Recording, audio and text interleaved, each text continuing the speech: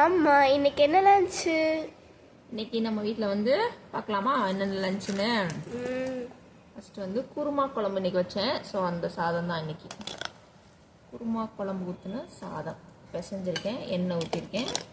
So மத்தியானத்துக்கு try ஆகாமல் இருக்கும். ஓகே.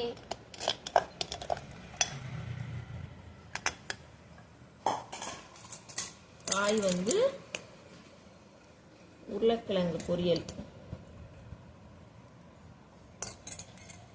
நல்லா இருக்கு.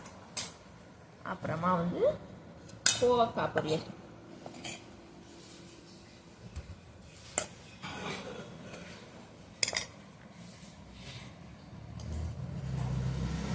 அப்புறம் ஸ்நாக்ஸுக்கு வந்து கொய்யாப்பழம் இன்னைக்கு.